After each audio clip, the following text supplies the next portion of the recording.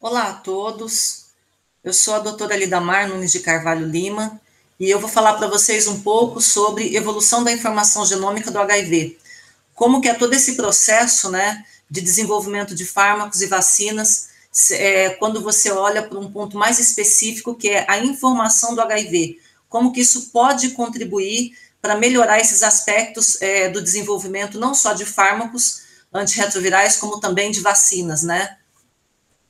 Bom, eu vou fazer uma breve introdução, então, de alguns conceitos básicos, até a gente chegar na teoria da informação e a informação genômica do HIV. Vamos começar pelo vírus, né? O que é o HIV? Ele é um vírus da família Retroviridae, ele possui um RNA diploide com várias cópias de uma enzima denominada transcriptase reversa. Ele é um vírus envelopado, tem uma morfologia esférica de aproximadamente 90 a 120 nanômetros de tamanho, de diâmetro. Ele tem algumas proteínas que são fundamentais, né, de reconhecimento de epitopos e sítios de ligação, especialmente a GP120, GP41, que está na superfície desse vírus. Ele tem também uma proteína de matrix, né, uma proteína externa, que é a P17, e tem também as proteínas nucleares. O principal alvo, né, do HIV é o linfócito, uma célula super importante do sistema imunológico, especialmente a célula TCD4, né, que ela auxilia as funções dos linfócitos T e B. Esse CD4, ele tem uma estrutura semelhante a uma de uma imunoglobulina, e ele vai se ligar ao complemento MHC de classe 2, na superfície da célula, que está apresentando esse antígeno, como mostra nesse desenho esquemático aqui. Então, você tem o vírus HIV, você tem aqui uma célula com um receptor específico, né, se ligando aqui a receptores de membrana, que é o CXCR4, que é um correceptor, junto com o CCR5, um outro receptor, que irá permitir o acoplamento desse vírus nessa célula humana, nessa célula T, que é uma célula da defesa imunológica, né? E quando ele faz isso, quando ele faz essa ligação, é onde inicia todo o processo de entrada do vírus na célula e o processo replicativo, que nós vamos falar já já.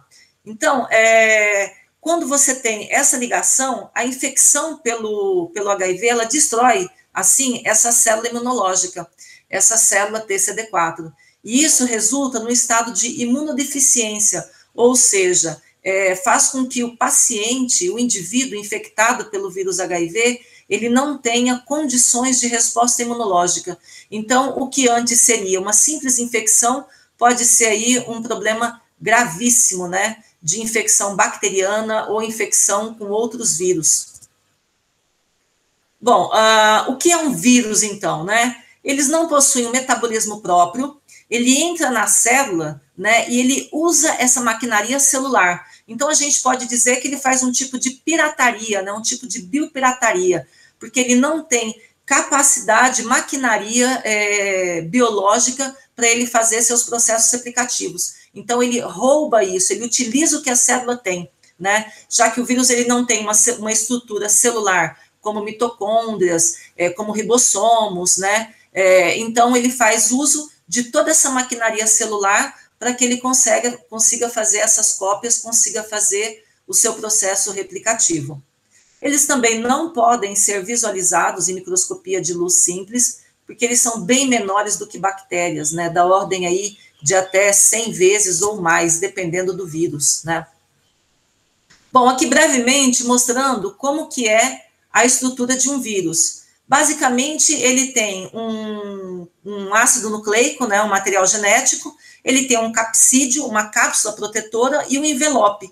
Normalmente, no envelope, ele também tem proteínas externas, e são essas proteínas externas que vão fazer com que aconteça a entrada nas células, ou que vão fazer com que os anticorpos, né, específicos reconheçam essas moléculas de superfície e montem aí uma resposta imunológica.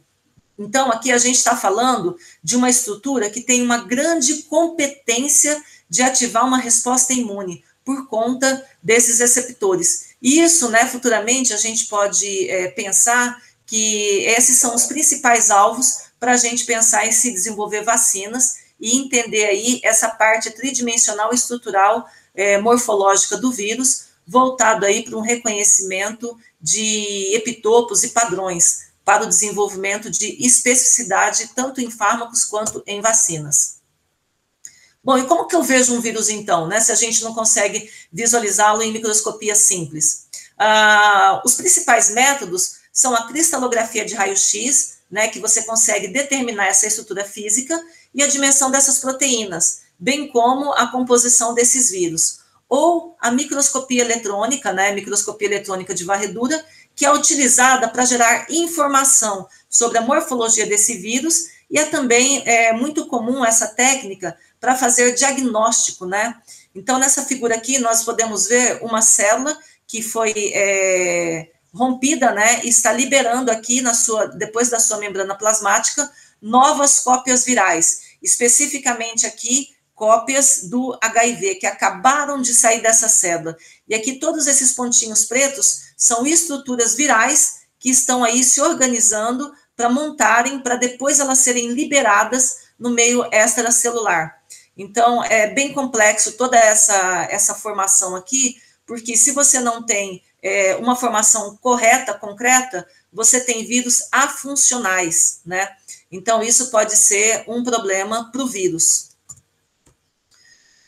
Basicamente, qual é a diferença que a gente tem entre um vírus e uma bactéria? A gente tem algumas estruturas aí que são bem características, né? Por exemplo, o vírus, comumente, ele apresenta essas proteínas de envelope, né? Então, isso é bem interessante, porque, como eu disse, é um dos pontos-alvos para se estudar e para se desenvolver, tanto a parte de fármacos quanto de vacinas. Ele não tem estruturas como ribossomos, ou como plasmídios, ou outras organelas fundamentais para o seu processo de formação, né? Então, ele acaba utilizando a estrutura de uma célula humana ou de outras células, né? Por isso, ele faz essa pirataria, essa biopirataria. Bom, uma bactéria, né, uma das características principais, né, ela tem, por exemplo, parede celular, uma membrana bem delimitada, ela tem membrana plasmática, né, ribossomos, alguns micro-organismos têm flagelo, ou seja, processos que auxiliam em locomoção, além do citoplasma, né, ela tem pile, que também esse pile está relacionado com o processo de ativação de resposta imunológica e também é interessante porque pode ser utilizado como uma movimentação desse micro-organismo. E qual é a diferença que a gente tem entre vírus e bactérias, né? Basicamente, né, apesar de ambos causarem doenças, né, e não ter bem delimitado um núcleo, ambos podem ser desenvolvidos vacinas, né, tem essa característica, a gente pode trabalhar nessa parte, e eles são, a principal diferença, né, entre vírus e bactérias, além do tamanho, é que vírus são considerados não vivos e bactérias são considerados organismos vivos, unicelulares, né, e são maiores do que 1000 nanômetros. Os vírus são menores de 100 nanômetros, 300 nanômetros, né, e o nome da bactéria provém do latim, né, que significa little stick, ou pequenos gravetos, né, e os vírus deriva de uma palavra do latim que significa poison, ou veneno. Então, as principais diferenças, né, entre vírus e bactérias está no tamanho e que eles são considerados, no caso de vírus, organismos não vivos e no caso de bactérias, organismos vivos. E o que eles têm em comum é que ambos causam doença e ambos têm a possibilidade de você desenvolver uma vacina para o tratamento. Bom, falando então de HIV, quantas pessoas no mundo convivem com HIV? Aqui a gente tem um sumário global, né, de uma estimativa bem recente, né, do ano passado, da Organização Mundial de Saúde, né? Então, no total, a gente tem aproximadamente 38 milhões de pessoas convivendo com o HIV atualmente, né? Esse número, obviamente, ele pode ser subestimado, né? A gente pode ter uma quantidade maior de pessoas que não foram ainda corretamente diagnosticadas, né? Ou estão com subdiagnóstico. Então, esse número pode ser até 44 milhões e meio, né? E o número de pessoas que foram recentemente infectadas, né? Aproximadamente 2 milhões de pessoas têm novamente infectadas pelo HIV. E o número de mortes, né, relacionadas com HIV está em torno aí de 700 mil pessoas. Então, é um número bastante elevado, né? Isso a gente tem a classificação aí em adultos, tem a classificação homens, mulheres e crianças, que também é um número elevado aí de mortes relacionadas à AIDS, em torno aí de quase 100 mil crianças morrem devido à infecção pelo HIV. Bom, dessas pessoas, né, desses aproximadamente 38 milhões de pessoas, 21% ou mais não sabem o seu status, né? Então, isso é preocupante, porque a pessoa que ela sabe do seu status clínico, né, ela sabe que ela está em tratamento, que ela tem o vírus da AIDS, ela tem um certo cuidado, ou espera-se que tenha, né? Ela tem um roteiro a seguir aí no uso, no cuidado com o tratamento antirretroviral, especialmente. E também uma certa sensibilidade aí de contato com outras pessoas, no caso de contato sexual, né, evitando aí possíveis novas infecções, pelo menos é o que se espera, né? Bom, então isso acaba sendo um problema, porque se você não sabe que você tem o vírus, você pode, de alguma maneira, transmiti-lo nas suas relações sexuais, sem que você tivesse a consciência disso, né? Bom, enfim, também tem a questão das pessoas que estão vivendo com AIDS em milhões espalhadas pelo mundo. A gente vê aí que a maioria está nos continentes africanos, né, especialmente na África do Sul. A gente tem aí mais de 20 milhões, né, de pessoas que convivem com HIV. Depois da África do Sul, a gente tem aí países europeus também, que estão em torno de 5 milhões, né? A América do Sul está em torno aí de quase 2 milhões de pessoas que convivem com HIV, né? Então, é um número bastante considerável. Bom, e quem são as pessoas que convivem com HIV? A gente, antigamente, tinha um estigma de que essas pessoas eram ou pessoas que trabalhavam com sexo, né, profissionais do sexo, ou usuários de drogas, ou homossexuais. A gente vê nesse gráfico aqui, que é bem recente, né, do ano passado também, que não é bem assim essa história. A gente tem aproximadamente aí metade de pessoas do que antes eram chamadas de grupos de risco, e hoje a gente chama de comportamento de risco, que é o quê? Que são as pessoas que trabalham com sexo, né, ou clientes, né, desses profissionais do sexo, que somam em torno de 22, 23%. A gente tem também uma estimativa aí de 12 a 13% de pessoas que são usuárias de drogas injetáveis, e também tem a parte de mais ou menos uns 50%, 46% do restante da população. Qual é o restante dessa população? Geralmente são mães, mulheres de casa, pessoas que não estão dentro desse comportamento de risco, né? E também é preocupante o caso de transmissão materno-fetal, né? Onde a mãe adquire o HIV, né? Ela é portadora do HIV e transmite isso para o seu filho, né? Para a sua criança. Então, se ela não tem acesso à medicação antirretroviral, ou se ela está naquele grupo de pessoas que não sabe o seu status, né? O que hoje é muito difícil, né? Nos países desenvolvidos, quando você faz o pré-natal, obrigatoriamente, né? O médico, o ginecologista, ele pede dosagens, por exemplo, de HIV, entre outras infecções virais, possíveis infecções virais. Então, quando você tem esse tratamento precoce, é possível você evitar essa contaminação materno-fetal. Agora, quando você não tem o conhecimento desse status, ou quando isso já está bem avançado, então realmente aí fica bem mais complicado. Bom, quando a gente fala em HIV, é interessante a gente saber que tem mais de um tipo de HIV. A gente tem o tipo 1, que é o mais comum, e o tipo 2, que é uma forma mais branda da infecção, né? Vamos focar e vamos falar hoje sobre o tipo 1, que é o mais comum e é a forma mais patogênica, digamos assim, a forma mais espalhada pelo mundo, né? E além do tipo de HIV, a gente tem subtipos, que são classificados como letras, né? Subtipo A, B, C, D, E, F e assim por diante. Então, a gente tem aí a distribuição desses subtipos pelo mundo, né?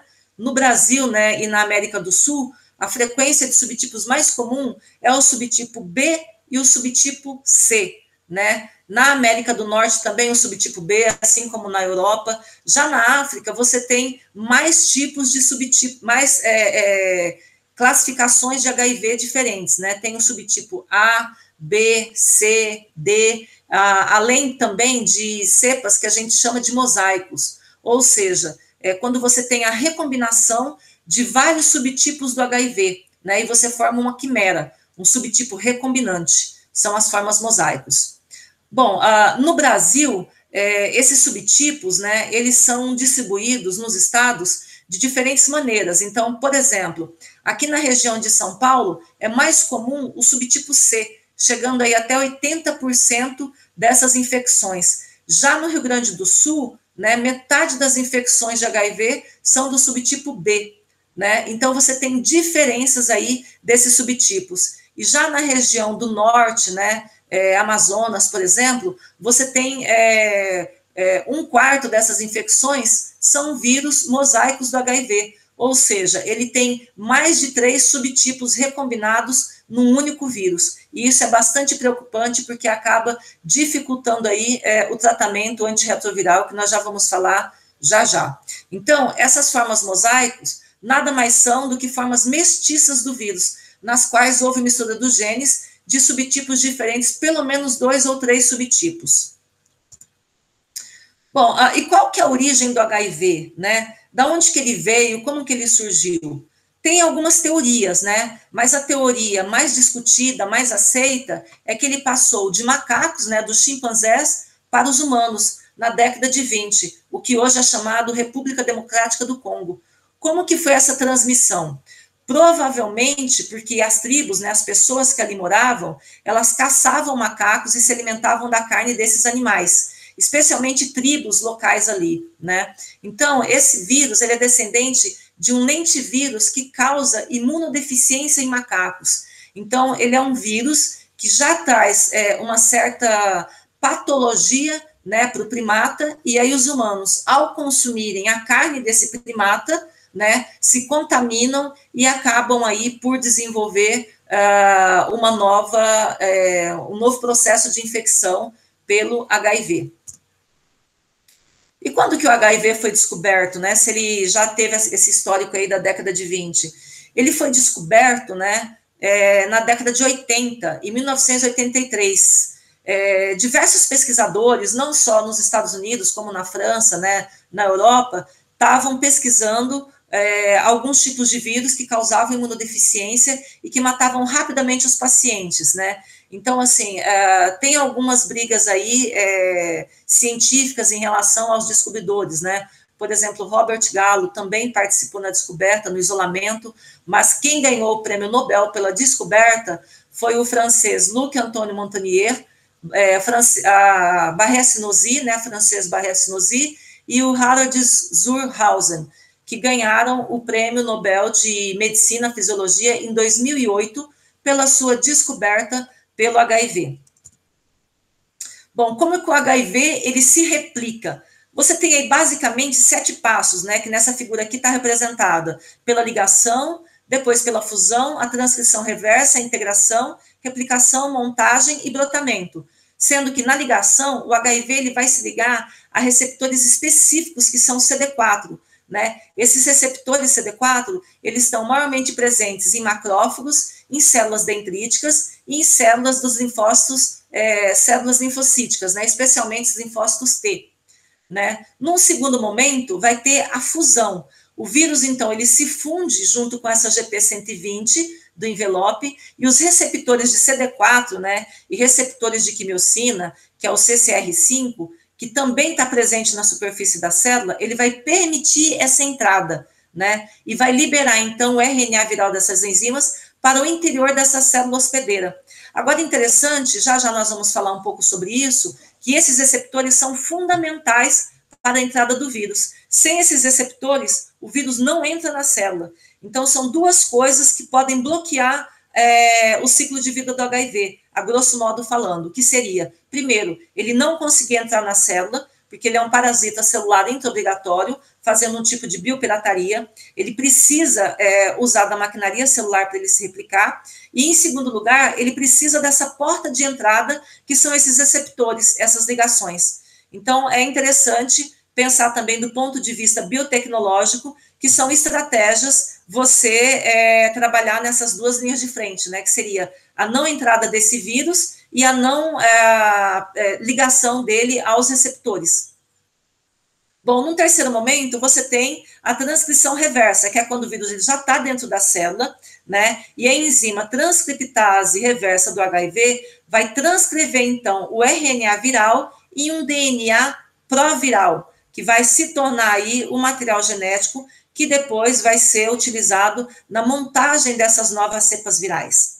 E você tem também a integração, que é onde o DNA proviral ele penetra no núcleo da célula do hospedeiro, e a integrase, que é outra enzima, ela vai permitir que o HIV ele se integre no DNA proviral. E isso é super importante, a ação dessa enzima. Se não for a ação dessa enzima, ele também não tem esse processo de se ligar, de se integrar.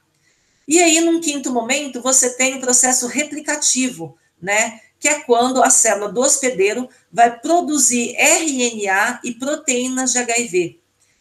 Depois você tem o processo de montagem, né? Essas proteínas do HIV, elas são agregadas aos vírions e liberadas, né, enviadas para a superfície da célula, para que daí no passo seguinte, denominado brotamento, né, ou liberação desse vírus, a protease do HIV, então, cliva essas proteínas virais e converte o vírion imaturo em maduro, né? Que daí seria o vírion infeccioso, que vai iniciar aí um novo ciclo replicativo, buscando novas células que tenham esses receptores se ligando e assim por diante, dando continuidade ao ciclo replicativo do HIV.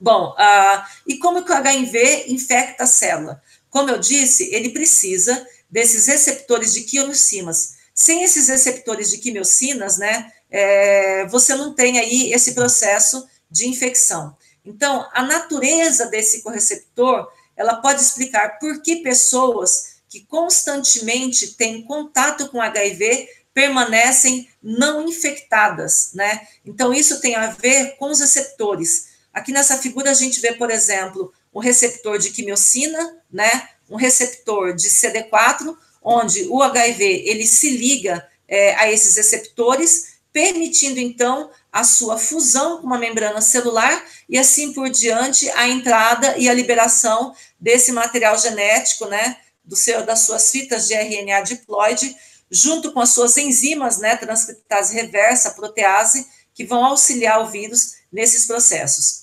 Então, você tem um receptor chamado CCR2, né, que quando o indivíduo tem uma mutação heterozigótica, né, permite com que haja uma sobrevivência de longo prazo desses indivíduos infectados. Porém, essa frequência é em torno de 20 a 25% de pessoas infectadas que têm essa mutação. Então, essa mutação nesse receptor, né? E isso acaba fazendo com que a pessoa, mesmo com o vírus, ela consiga sobreviver muito tempo sem desenvolver grandes processos infecciosos. Mas isso ocorre somente até 25% das pessoas. E também em relação ao CCR5, um outro receptor. Então, existe uma natureza de que quando você tem a deleção, né, de 32 pares de bases desse CCR5, vai impedir a sua expressão. E quando você não tem essa expressão, você tem um receptor defeituoso. E esse receptor defeituoso vai conferir imunidade à infecção pelo HIV. Só que isso acontece entre 1 e 100 caucasianos que têm essa mutação. Então, processos mutacionais nesses receptores de quimiocinas são, de certo ponto, muito interessante para o indivíduo que está com HIV, né? Porque impede aí que o vírus se ligue a diversas células, né? E aí você acaba retardando aí, porque você tem uma menor quantidade de vírus circulantes e vírus que estão nesse indivíduo. Então, acaba sendo uma barreira, né, para o HIV quando o paciente infectado tem essas mutações. tanto no CCR5, né, quanto no CCR2. Por exemplo, aqui nesse desenho esquemático, mostra, né, o vírus do HIV se ligando aqui a uma célula de defesa, né, junto com o receptor CCR5. Então, com o CCR5, né, é permitido a entrada do HIV nessas células, né, e a molécula, então, ela passa a ser produtiva, porque ela tem esse contato e ela entra nessa célula infectada. Já sem esse receptor, o vírus ele encosta na membrana, mas ele não tem um receptor de entrada, então ele não consegue entrar na célula, ele não consegue fazer uso da maquinaria celular para ele se replicar. Então ele fica circulante, ou seja, sem essa entrada, você não tem processo infeccioso, né? E isso acontece graças a uma mutação que algumas pessoas têm de não produzir esse receptor CCR5. E essas pessoas, elas ficam imunes à infecção pelo HIV, e que é um caso interessante, por exemplo, das profissionais do sexo de Nairobi. Elas têm o vírus, elas transmitem o vírus HIV, mas elas não desenvolvem infecção, porque elas não têm receptores de superfície nessas células de linfócitos aqui. Bom, e quais os sintomas que nós temos da infecção pelo HIV, né? Depois que você tem a exposição do vírus, algumas pessoas apresentam uma doença que é semelhante à gripe. Então, você tem uma coriza, um mal-estar, uma dor de cabeça, que pode durar aí de 7 dias a 28 dias, né? Vários sintomas ocorrem devido a essa contagem de células TCD4, né? Que são as células de defesa. Então, quando essas células diminuem, você sente um suor, uma febre, um cansaço, você perde peso, né? Você fica um pouco esquecida, essa memória de curto prazo, você tem dores de cabeça, os linfonodos ficam aumentados. Então, é um sintoma parecido com uma gripe, uma infecção viral qualquer, né? E aí, depois, o vírus se incuba. Então, novamente, esses processos só vão acontecer dali 48 meses, às vezes 3, 4 anos. Que volta a acontecer, e aí você pode procurar um médico e ele vai fazer a detecção disso. Mas até antigamente, a média era isso, você tinha uma infecção, demorava ali mais ou menos um mês para aparecer os sintomas, depois sumia, né, a pessoa normalmente entendia como uma gripe, uma infecção qualquer, passava, e depois isso vinha se manifestar novamente depois de 3 anos, 4 anos. Hoje está mais fácil, né? O diagnóstico, a detecção, então você consegue aí fazer um monitoramento mais de perto da infecção pelo HIV. Então, outros sintomas, né, da infecção aguda seria perda de memória, né, perda de cognitivismo central, faringite, né, problemas no esôfago, mialgia, dores musculares, rachaduras nas peles, lesões, né, linfadenopatia, que são os linfonodos inchados, náusea, vômito, gastrite, diarreia, né, aumento de fígado, de baço, então, perda de peso, você tem uma série de condições, de sintomas relacionados aí à infecção pelo HIV. Em mulheres, além de todos esses sintomas, né, você também tem infecções fúngicas no trato vaginal, né, no aparelho reprodutor, e você tem também mudanças de períodos menstruais. Então, são essas duas coisas também que marcam aí para a mulher. Além, claro, né, de perda de apetite, diarreia, fadiga, que são comuns aí em ambos os gêneros, né, tanto homem quanto mulher. Bom, e como que é a clínica do HIV? Você tem uma série de infecções, né? Como dito anteriormente, você tem a linfadenopatia, que é esse aumento dos linfonodos, né? Você tem infecções no pulmão por pneumocystis carini, sarcoma de Kaposi, que são essas lesões na pele, né? Bastante características da infecção por HIV. Você tem linfoma não Hodgkin, linfoma de Burkitt, linfoma de células relacionadas à AIDS, infecção por Epstein-Barr, linfoma de derrame primário, pseudomonas de diversos tipos. Então, você tem uma série de infecções que caracterizam aí a clínica, a infecção pelo HIV. E como que é feito o diagnóstico, então, né? Antigamente era muito comum o teste de ELISA, né, que é um ensaio que você mede por colinometria, né, por adsorção de enzimas, por reconhecimento de sítios, né? Mas hoje você tem testes rápidos, por exemplo, esse OraQuick, né, que o FDA aprovou, que é um teste rápido que você pode fazer, inclusive, com saliva, né? Você não precisa mais fazer o exame, por exemplo, na coleta sanguínea.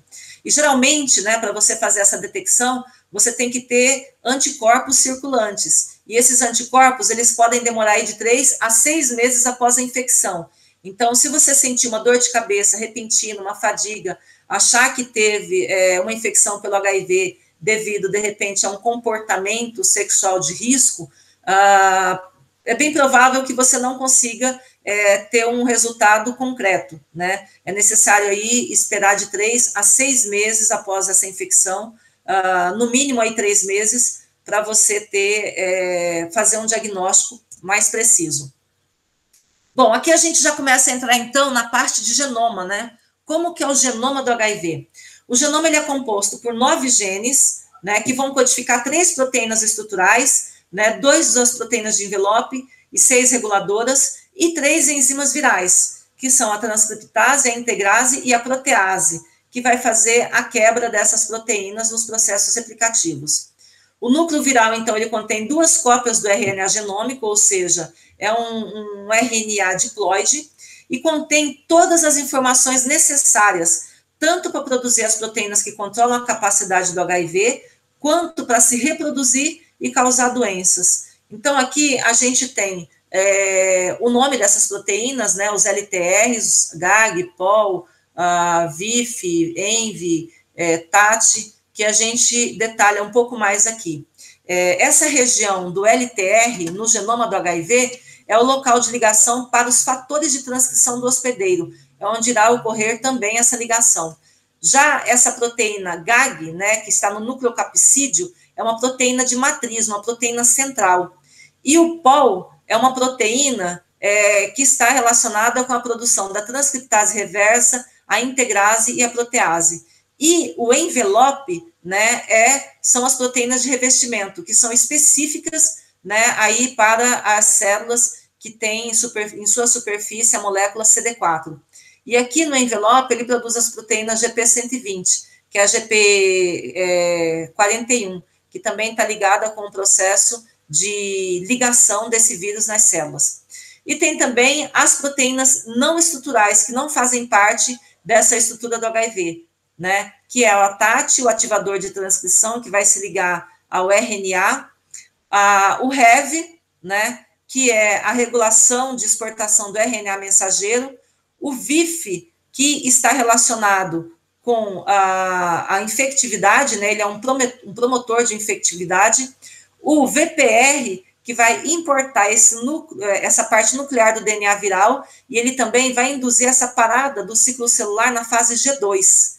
E o VPU, né, que vai aumentar a liberação do vírus e vai regular essa fase de expressão de CD4 para baixo.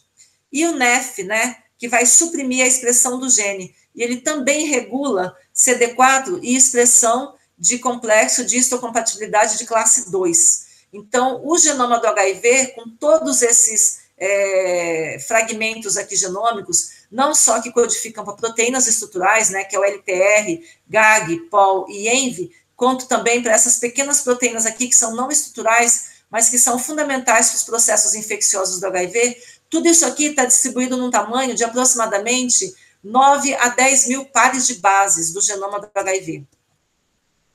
Bom, e quais são os tratamentos, então, usados para você evitar a infecção, né, contra o HIV? Não há uma cura conhecida para o HIV, né, até o momento. E os medicamentos usados na terapia antirretroviral, né, altamente ativa, né, que tem a sigla HAART, eles são usados para reduzir essa circulação do vírus, né? Ele reduz, mas ele não elimina. Então, a eficácia do tratamento também vai depender de fator genético, da cepa viral e dos mecanismos de ação dos medicamentos. Então, você tem aí diversos fatores que atuam para você ter o controle do vírus nesses pacientes. Por isso que a resposta contra o HIV varia de paciente para paciente. Bom, as principais classes de medicamentos, né, para tratamento contra o HIV, na RAST, são os inibidores nucleosídeos da transcriptase reversa, os inibidores não nucleosídeos da transcriptase reversa e os inibidores de protease. E qual é a importância da medicação antirretroviral? Bom, ela vai prevenir a transmissão do HIV de mãe para filho, isso é super importante, porque você pode aí quebrar o ciclo de transmissão materno-fetal, né, que existe um grande número de casos de mães que infectam seus filhos no momento do parto, por não terem um acompanhamento, não terem feito uso da medicação antirretroviral, não terem feito um acompanhamento correto de pré-natal. Então, a importância da medicação antirretroviral reside aí. Também uma profilaxia, né, pós-exposição, que é denominada na sigla de PEP, que ela vai prevenir a infecção pelo HIV. Tem também a profilaxia pré-exposição, pela sigla PrEP, que é normalmente para pessoas em risco, profissionais de saúde, pessoas que às vezes têm contato, né, e por algum acidente de trabalho se contamina, então podem fazer essa profilaxia pré-exposição, essa profilaxia pós-exposição à PEP. E você também tem a redução, né, da transmissão do HIV entre casais sorodiscordantes, ou seja, onde o marido ou a mulher tem o vírus do HIV, né, e o seu parceiro, o seu companheiro sexual não tem o vírus HIV. Então, quando você utiliza a medicação antirretroviral, você também quebra esse ciclo e impede que o seu parceiro seja contaminante, seja contaminado. E como que atua, então, os antirretrovirais? Os medicamentos, eles atuam no mecanismo de multiplicação do vírus, né, evitando que ele infecte as células de defesa do organismo e o enfraquecimento do sistema imunológico da pessoa, e assim impedindo o adoecimento desse sistema de defesa do indivíduo. Então, a terapia antirretroviral combinada, né, ou seja, o uso simultâneo de diversos medicamentos anti-HIV, ele é importante, ele é fundamental, né, e é considerado o meio mais eficaz de controlar a infecção pelo HIV. Por quê? Porque você tem diferentes classes de ação desses medicamentos nos processos replicativos do vírus, atuando tanto ali no processo de entrada, quanto no processo antes da liberação. Então, isso faz com que você aumente a eficiência no controle desses processos infectivos. Bom, e como que atua esses antirretrovirais? No caso dessa classe, né, específica dos NRSTI, ou seja, inibidores de nucleosídeos da transcriptase reversa, essa classe de medicamento, elas são inibidores competitivos, né, como nós vimos aqui nesse desenho esquemático. Então, você cria um sítio onde esse sítio, ele não vai permitir a ligação para a produção dessas novas moléculas. Então, você produz isso sinteticamente quando você usa esse medicamento antirretroviral, e aí esse inibidor, ele é competitivo, ele se liga no sítio da enzima, terminadora da cadeia de DNA, e impede que inicie um novo ciclo de replicação. Então, essas drogas, né, esses medicamentos, eles são fosforilados na forma de trisfosfato pela enzima da célula hospedeira, antes que se incorpore na cadeia de DNA. E aí ele impede o alongamento posterior. Por exemplo, as classes de medicação que fazem isso é o AZT, o DDI e o 3-TC, né, conhecido como lamivudina, entre outras classes.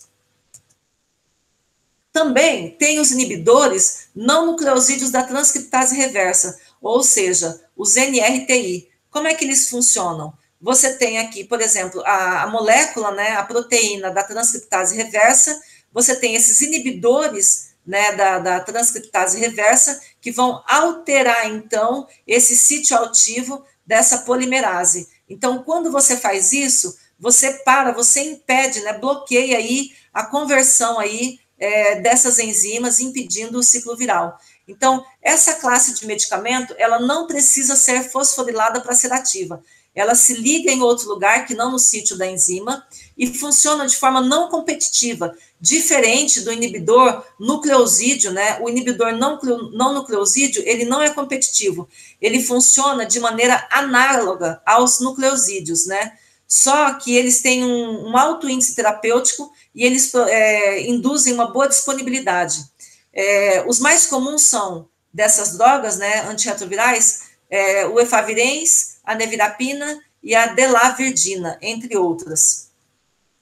E também você tem uma outra classe, né, de medicamento antirretroviral utilizado na HART, que são os inibidores de protease, né? Então, são compostos aí que mimetizam os peptídeos, que são análogos do estado da transição, e eles se ligam à enzima com muito mais avidez do que o substrato natural, funcionando como um inibidor competitivo enzimático.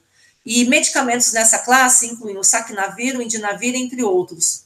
Então, você tem uma série de medicamentos antirretrovirais que podem ser utilizados, né, somados aí para o tratamento anti-HIV. A questão é que existem efeitos colaterais da HART, né? Então, aqui estão listados alguns, por exemplo, o abacavir, né, que foi lançado em 1998, né, e a posologia dele é 2 vezes ao dia. Ele causa, por exemplo, náusea, vômito, diarreia, fadiga, né, podendo causar diabetes, pancreatite. A lamivudina, que é o 3-TC, lançada em 1995, ela tem também 2 vezes ao dia também o seu uso, né? Ela também induz aí como efeito colateral erupção na pele, depressão, dor de cabeça, calafrio, diarreia, né? O AZT, lançado em 87, também posologia de 2 vezes ao dia, tem como efeito colateral toxicidade hematológica, anemia, miose, dor de cabeça, né? Então, você tem uma série de efeitos colaterais dessas medicações que são utilizadas aí no tratamento anti-HIV, sendo que a maioria delas, os efeitos colateral é dor de cabeça, cansaço, dor abdominal, fadiga, náusea, vômito, diarreia, e alguns podem levar ao desenvolvimento de diabetes, pancreatite, né, uma erupção cutânea mais forte, enfim, você tem aí confusão mental, né, problema no sistema nervoso central, uma série de efeitos colaterais que são complexas e que precisam ser ministradas aí, orquestradas em conjunto com o médico, no acompanhamento clínico mais de perto. Bom, tem também, né, quando você toma a medicação antirretroviral, a questão da resistência, né, que também é um problema sério, já que essa resistência faz com que você não consiga uma boa resposta ao tratamento antirretroviral, e isso acaba sendo bem complexo e prejudicial, porque o paciente, ele acaba sendo submetido a uma dosagem maior de medicação, buscando aí uma resposta frente à diminuição dessa carga viral.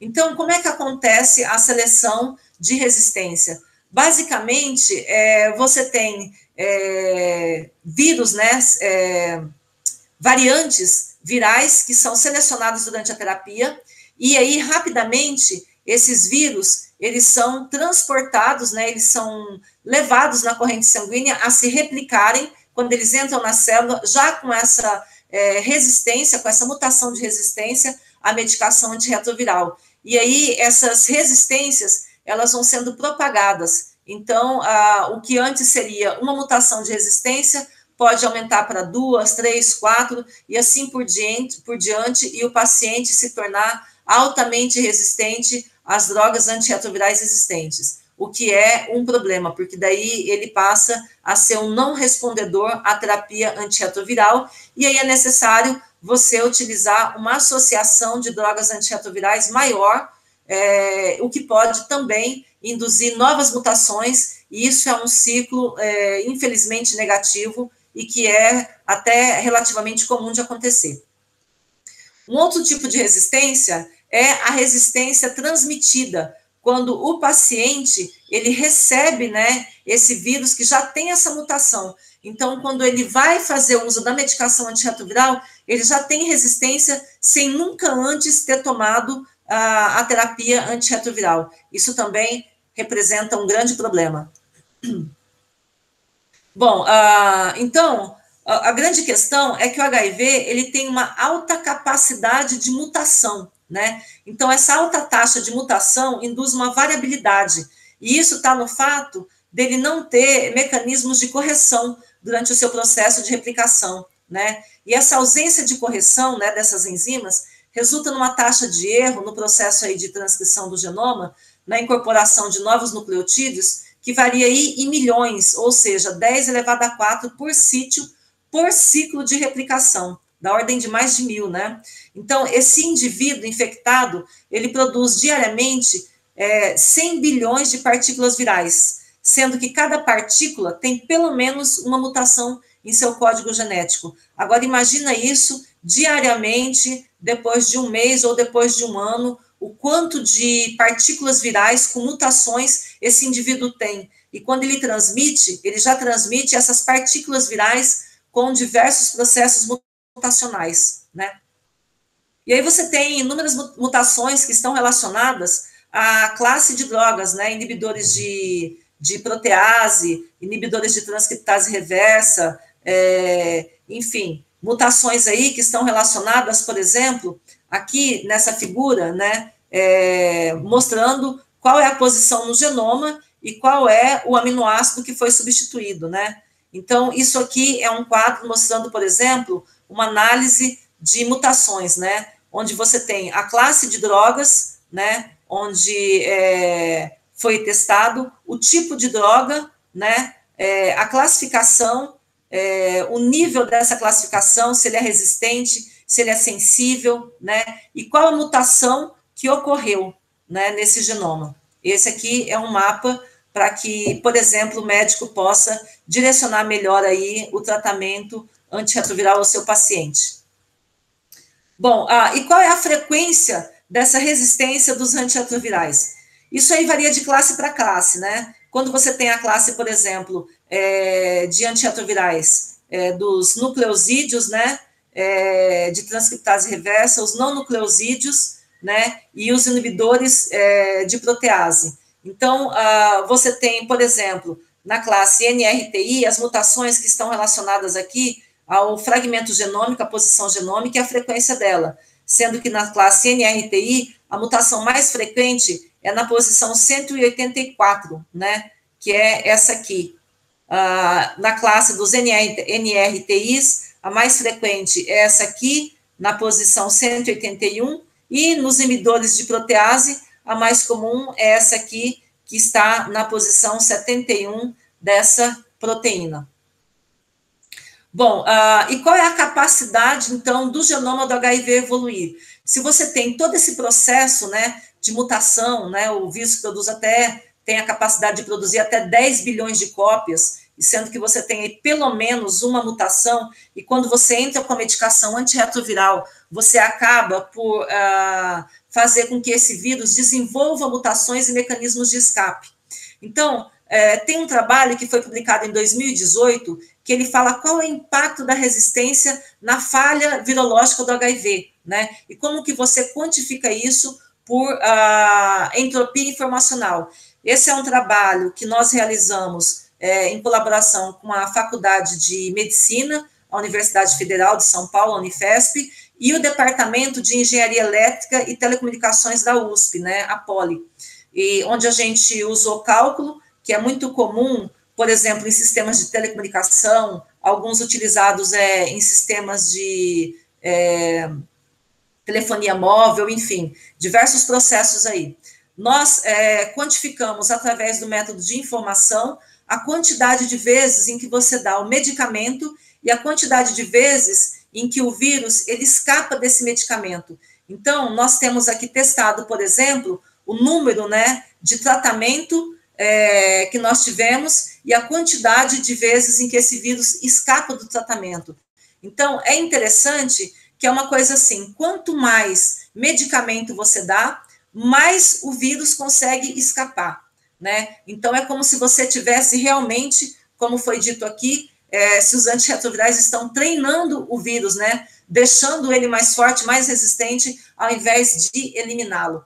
Então, esse é um outro trabalho que saiu agora, no ano de 2020, também feito pelo mesmo grupo de pesquisa, né? E que mostra aí que existe uma informação no número de falhas virológicas, tanto na proteína que nós medimos, na proteína da transcriptase reversa, quanto na proteína protease do HIV. Então, nessas duas proteínas, né, nós verificamos que existe aí, matematicamente falando, quantitativamente falando, uma modificação no comportamento desse vírus. Ou seja, quanto mais medicamento você dá, mais o vírus escapa. E quanto mais ele escapa, mais número de mutação ele apresenta. E quanto mais número de mutação ele apresenta, ele tem maior capacidade de evoluir e de escapar da medicação antirretroviral, né? E aí a gente vê que isso acontece em fragmentos específicos do vírus, né? Aqui, por exemplo, nós fizemos uma análise aqui do genoma, fragmento por fragmento. Então, nós medimos a informação, a entropia desse vírus, que já eu vou falar a importância de se medir a entropia e informação, para a gente achar em cada fragmento genômico como que é esse comportamento. Então, a gente tem aqui, por exemplo, na região do sítio ativo, na região da FLAP, né, dessa proteína, nós temos aqui como que acontece quando você dá um tratamento, 2 ou até 3 tratamentos, e como que são esses processos de resistência, de mutação também, devido a esse tratamento. Então, você tem uma variação, né, no genoma viral, que é baseado nesse comportamento. Então, se nós pudéssemos resumir isso, seria exatamente essa frase. Os antirretrovirais, nesse sentido, treinam o vírus HIV a escapar. E aqui a gente mostra na proteína, né, ainda nesse trabalho, tanto a proteína protease quanto a transcriptase reversa, né, nós mostramos aqui nessas proteínas, ao longo do tempo, como que é esse processo de aumento de informação. Então, aqui, quanto mais escura a proteína, maior a variabilidade. Quanto mais clarinha seria a proteína nascente, a proteína inicial, sem muitos desafios, ou seja, sem muitas mutações, sem muito tratamento antirretroviral. Isso é observado no comportamento dessas duas proteínas virais, tá? Então, aqui, quanto mais escuro, maior a variabilidade. E isso vai aumentando ao longo do processo em que você vai colocando aqui novas mutações, em que ele vai sendo incorporado com novas mutações ou com novo número de tratamentos originando essas mutações. Bom, e as vacinas, né? Não existe nenhum tipo de vacina ainda disponível, eficaz contra o HIV. Mas as tentativas de se desenvolver vacinas, elas, podemos dizer que elas estão categorizadas, classificadas em 3 classes, né? São as vacinas terapêuticas, que elas são destinadas a estimular o sistema imunológico de uma pessoa que já está infectada, né? E isso é o caso de um estudo que a gente está fazendo parte, junto com os pesquisadores da Universidade Federal de São Paulo, onde a gente também vai fazer alguma parte de nanomedicina para auxiliar nessa parte, e fazer isso de uma maneira que possa ser utilizado do próprio paciente, né?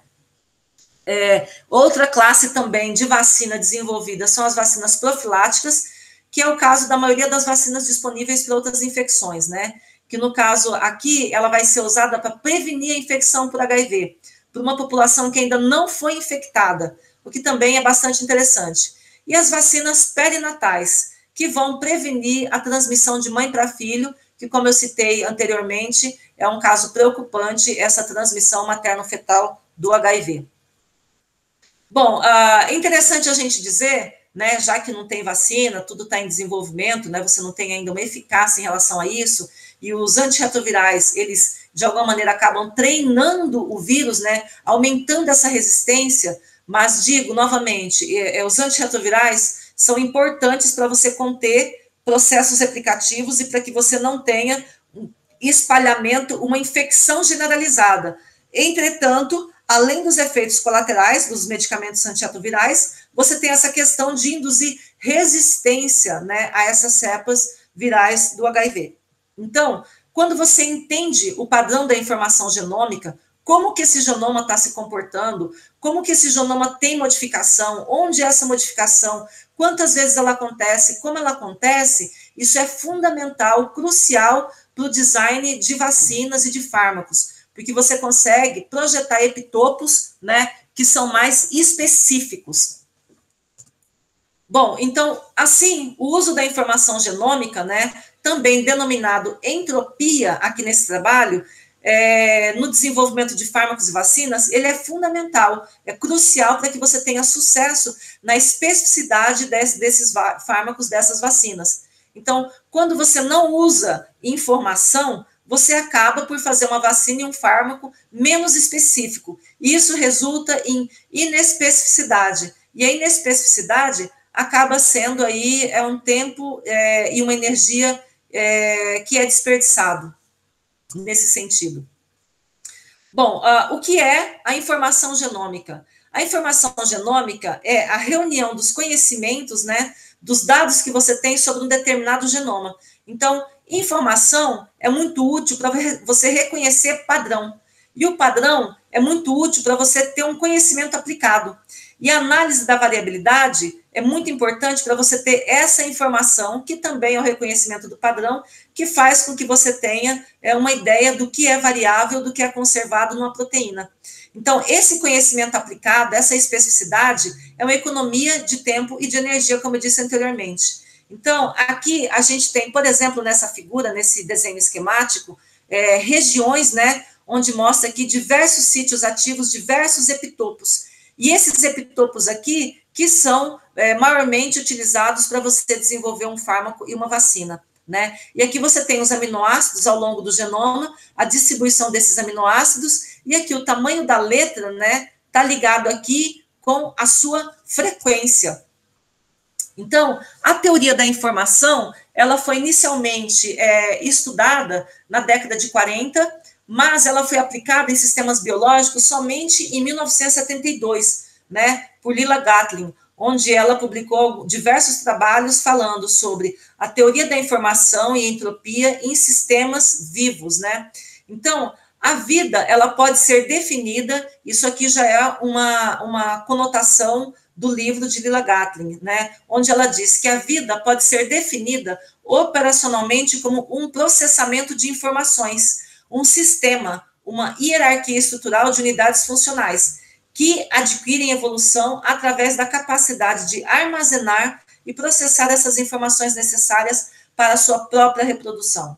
Obviamente, depois desse trabalho de Lila Gatlin, né, existiu aí uma grande corrida pelo entendimento da informação no genoma, e aqui a gente tem diversos trabalhos mostrando isso, essa análise sítio a sítio, epitopo a epitopo, para mapear o conhecimento do genoma e o entendimento desse genoma para entender essa variabilidade. Isso sendo mais específico do que as análises evolutivas que até então se fazia, né? Que seriam as análises por outros métodos. Bom, historicamente, a teoria da informação, ou TI, né, também conhecida como entropia de Shannon, ela foi inicialmente usada para medir ruídos em mensagens, né, durante a década de 40. Então, Claude Shannon, ele trabalhava nesse sistema, decodificando aí essas informações, e isso posteriormente foi utilizado para análise genômica, né? Então, diversos estudos aplicam a teoria da informação na análise genômica para estudos evolucionários, especialmente estudos de vírus, né, e bactérias. Então, o que é entropia?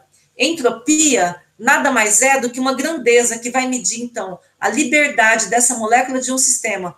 E ela está associada com o número de configurações ou microestados que esse sistema possa apresentar, né? Como a gente vê aqui, uma baixa entropia é quando você tem todas essas moléculas ou essas informações associadas. Uma alta entropia é quando você tem essa dispersão, né? Elas estão mais aleatórias. E isso no genoma é representado aqui, né, no caso dessa sequência, por um tipo de frequência desses aminoácidos, dessas proteínas. Então, aqui a gente tem uma grande variabilidade e uma menor variabilidade, né, que na linguagem de teoria da informação seria grande entropia ou baixa entropia, né? Então, uma grande entropia é quando você tem aí uma grande variabilidade de frequência dessas moléculas ou desses aminoácidos. Bom, e aqui continuando então, né, um outro trabalho que também foi publicado esse ano pelo mesmo grupo, né, desenvolvido aqui na Faculdade de Engenharia Politécnica e com a Faculdade de Medicina, utilizou aqui sequências genômicas de sangue de 4 pacientes diferentes, que foram infectados, né? Esses pacientes são de São Francisco, né, nos Estados Unidos. Eles foram infectados numa época que não tinha antirretroviral, né, na década de 80, e aí são 4 indivíduos, é um cluster epidemiológico, né? São 4 indivíduos que um recebeu transfusão sanguínea, né, de um doador contaminado, o outro também, né, e um terceiro contaminou o seu parceiro sexual. Então, a gente pode ver aqui no trabalho, né, o doador, né, que estava contaminado, transmitiu através de uma bolsa de sangue, esses pacientes estavam internados, não se sabia, tá, que esse sangue estava contaminado, e acabou fazendo nessa transfusão sanguínea, infelizmente, essa contaminação para 2 outros indivíduos, que é um receptor que a gente chama aqui de receptor A, e um outro receptor que a gente chama de receptor B, que transmitiu para o seu parceiro sexual. Então, eles não sabiam do seu status de infecção de HIV, né? E aqui a gente vê essa proteína medindo a informação dela ao longo de 7 anos, onde você tem um aumento de variabilidade e onde você tem aí a proteína conservada, ou seja, mesmo passando durante muito tempo, não ocorreu nenhum tipo de mutação, nenhum tipo de variação nesse genoma, e onde o genoma foi altamente mudado. Essa região aqui, né, onde foi altamente mudado, é exatamente a região onde tem os epitopos de reconhecimento da célula, né? Então, aqui a gente vê também um outro aspecto disso, que é a modelagem tridimensional dessas proteínas, que também foi feito por esse mesmo grupo de pesquisa, onde mostra aqui as regiões e quais as mudanças que ocorreram, em que local ocorreram ao longo de 7 anos, sem uso nenhum de medicamento antirretroviral, ou seja, o processo evolutivo natural do vírus. Esse estudo é único, não tem um estudo como esse, né? Então, ele tem informação bastante relevante que corrobora com outros estudos da literatura, mostrando aqui que o mapeamento tridimensional é fundamental para você fazer o acompanhamento da evolução da informação genômica. Repito, sem o conhecimento da evolução da informação genômica, fica muito mais complexo você desenvolver uma molécula, tanto para tratamento, né, para uso antirretroviral, quanto para o desenvolvimento de uma vacina, porque isso acaba se tornando complexo pela falta de inespecificidade. Era isso que eu tinha para falar para vocês sobre evolução da informação de genoma. Qualquer dúvida ou outras informações, não hesite em contactar-me, estarei à disposição. Grande abraço a todos. Grata.